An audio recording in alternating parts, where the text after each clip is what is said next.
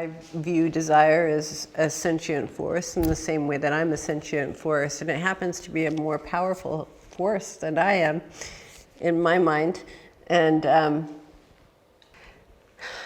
I want to acknowledge when it chooses me and when it allows me in and where it wants to take me, and the blessing and grace of being chosen by desire when I am.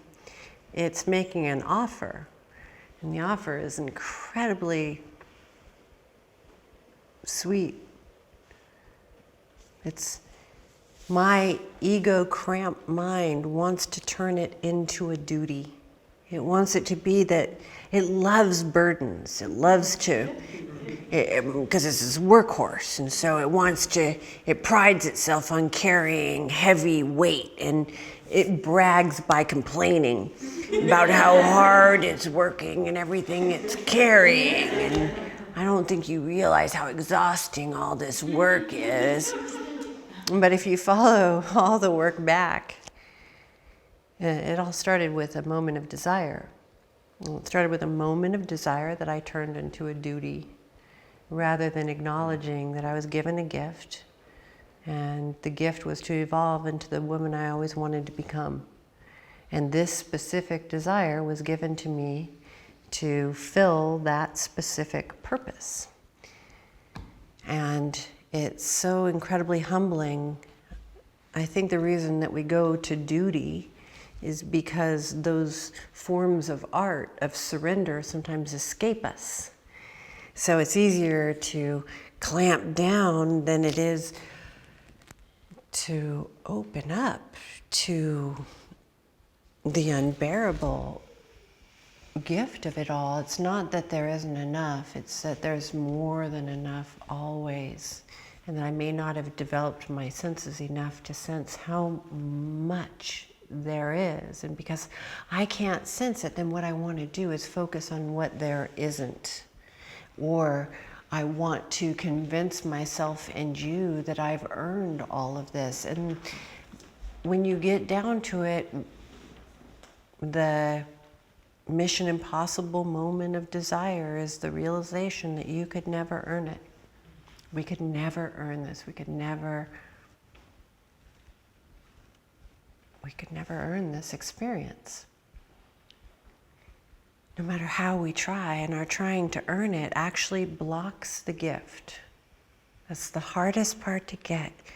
I'm working so hard to feel like I deserve this and I'm a good person. I'm working so hard that I'm pushing away the gifts that are being given at me, when all I have to do basically is just say, thank you, thank you, thank you for even what looks like a burden.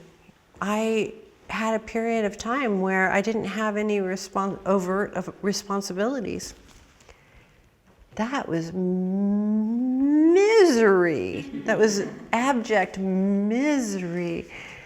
And I almost had to get on my knees and beg desire to pull me back into the fold. Give me anything to focus on, anything. I was going to study, these various spiritual forms again, or anything.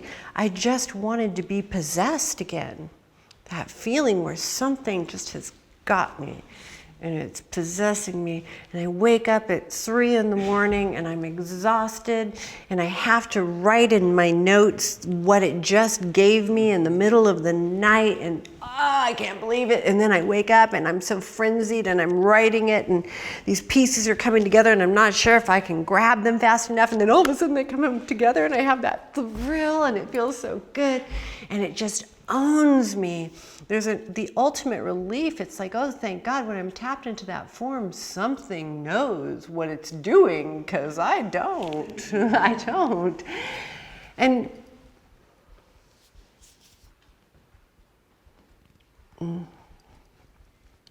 I think all of us want to be owned that way. And I think many of us go up to the door and we keep advertising how ownable we are. Like, oh, I would be so good if you chose me. I would be absolutely wonderful, and we charm everyone and everything, right? But when that climax moment comes and desire says, why would I deny you? Come on in. Then suddenly there's, oh, you remember, you forgot something over there. And we don't climax into that moment of being owned, but that's all we ever worked for. That feeling of something having me beyond myself, that can sense an order, that feeling when I can hear something I couldn't hear before. But I'm willing to receive that special hearing because it's in service to this very important thing, because if it were just for me, I wouldn't receive it and I would just call it crazy. And suddenly these senses just open into arenas I otherwise couldn't access at all. And I feel like I deserve it because I'm doing the very important thing. And then, Ray, my teacher, is 85 years old. And he's like me. He was not a refined man. And he is on his deathbed, and I'm looking for him to say something extremely profound to me. And I say, Ray, what should I know? And he said, oh, honey, just remember, it's all for you. You aren't doing anything for it. It'll get along fine without you. It chose me to serve as a gift so that I could become who I am. I get the reward. It's fine with or without. If no sutras were ever written, if no people were ever gathered, if the word eros were never used, if all of us in this room locked it down and never let it come through our bodies, it would just keep going, doing what it's doing. I'm not doing anything for it, it's all for me. And that's the hardest realization, because I want to think I'm doing it for them, so I don't have to feel that unbearable sense of gratitude that takes over, that I get to have all of this.